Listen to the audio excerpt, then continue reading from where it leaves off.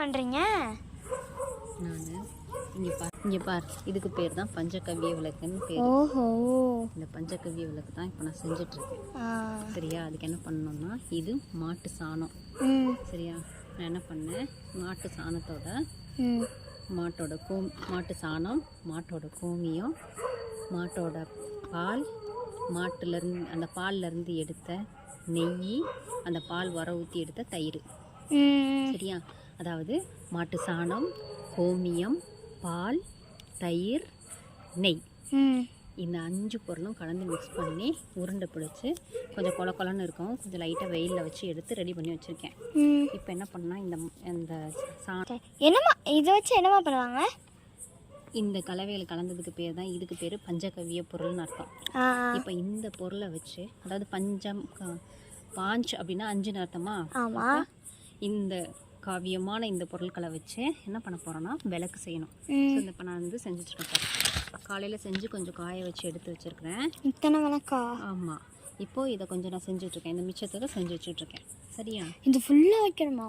இது ஃபுல்லாக செஞ்சு இந்த மாதிரி விளக்கு செஞ்சு வச்சுட்டு, இந்த விளக்கை என்ன பண்ணணும், வெள்ளி செவ்வாய்க்கு நம்ம என்ன பண்ணுவோம், ஒரு நாளைக்கு ஒரு திரின்னு இதில் நெய் போட்டு, நெய் ஊற்றி பஞ்சுத்திரி போட்டு என்ன ஊற்றலாமா? ஊற்றலாம். ஆனால் நெய் ஊற்றி பண்ணால் இன்னும் ஹோமமே பண்ணதுக்கு சமம்.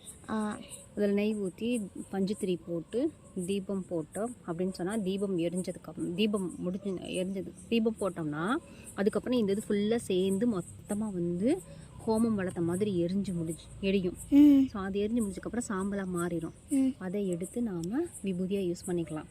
அதே நேரத்தில் இந்த தீபம் வந்து வீட்டில் ஏற்றணும் அப்படின்னு சொன்னால் நமக்கு வீட்டில் ஹோமம் பண்ணதுக்கு சமம். அதனால தான் இப்போ அதை செஞ்சுட்ருக்கேன். ஓகே, அது எப்படி செய்வாங்க? இவங்க செஞ்சுக்காங்க விளக்கு செய்கிறதுக்கு இந்த இதில் நான் எடுத்துட்டேன். நான் கொஞ்சம் எடுத்துட்டு இதை கொஞ்சம் நல்லா கையில் போட்டு பசைஞ்சு, ஓகே, ஆக்சுவலி இதில் நான் மசிச்சு வச்சுருக்கேன். பட் இருந்தாலும் இதை இன்னும் கொஞ்சம் எடுத்து பரட்டி வச்சு மசிச்சு வச்சுருக்கேன். இப்போ நான் சப்பாத்தி மாவு மாதிரி ரெடி பண்ணிவிட்டு இதுலேருந்து கொஞ்சம் எடுத்துட்டேன்னா எடுத்துட்டு இதை இப்படி உருட்டணும். இப்படி உருட்டி என்ன பண்ணணும், ரவுண்ட் ஆக்கிட்டேன்னா இப்போ நடுவில் இப்படி விட்டு இப்படி பிடிக்கணும். என்ன பண்ணுறப்ப இப்படி சுற்றி பிடிச்சோம்னா நடுவில் ஒரு குட்டி சட்டி மாதிரி வந்துருச்சா, குட்டி பாத்திரம் மாதிரி வந்துருச்சா, இதை பாரு அடிப்பகுதி செம்மாக இருக்குது, இது வந்துருச்சா. இதை என்ன பண்ணோம், இப்போ இதுக்கு மேலே இப்படி வந்துச்சுட்டு இதை இப்படி லேசாக ப்ரெஸ் பண்ணணும். ப்ரெஸ் பண்ணால் இந்த இடம் ஃபுல்லாக லைட்டாக அழகாக வந்துடும். வந்ததுக்கப்புறம் இந்த இடத்த மட்டும் இப்படி பிடிக்கணும், கப் கேக் மாதிரி. ஆமாம். அப்போது இதை இன்னும் கொஞ்சம் லைட்டாக ப்ரெஸ் பண்ணோம்னா இது இந்த சுட்டியோட வடிவத்துக்கு வந்துடும். அதுக்கப்புறம் என்ன பண்ணணும், அங்கங்கே லைட்டாக அட்ஜஸ்ட் பண்ணிக்கணும். நம்ம கையிலே பண்ணணும் அப்படின்னா. சரியா? நாம் தானே பண்ண போகிறோம், அதனால் பண்ணிவிட்டு இதை சுட்டி மாதிரி இப்போ ரெடி பண்ணியாச்சு. அழகாக சுட்டி ஷேப் வந்துருச்சா, அவ்வளோதான். இப்போது நமக்கு தேவையான சுட்டி ஷேப்பு ரெடி ஆயிடுச்சு. சரியா? இந்த கீழ்ப்பது சமம் ஆயிடுச்சா, ரெடி ஆயிடுச்சா, பார்க்க அழகான சுட்டி ஷேப்புக்கு வந்துருச்சா. ஆமாம்.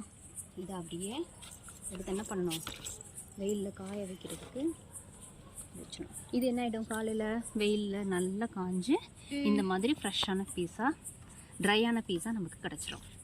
இதில் தான் நம்ம சுட்டியில் விளக்கு தீபம் போடணும். அது எப்படி 90 யூஸ் பண்ணுவாங்க? அதை நான் விளக்கு போட்டு காமிக்கிறேன். ஓகேவா? ஓகே. இந்த வீடியோ உங்களுக்கு பிடிச்சிருந்துச்சுன்னா லைக் பண்ணுங்கள், ஷேர் பண்ணுங்கள், சப்ஸ்கிரைப் பண்ணுங்கள். இது நல்ல வீடியோவாக இருந்துச்சுன்னா கமெண்டில் ஹார்ட் சிம்பிள் போடுங்க.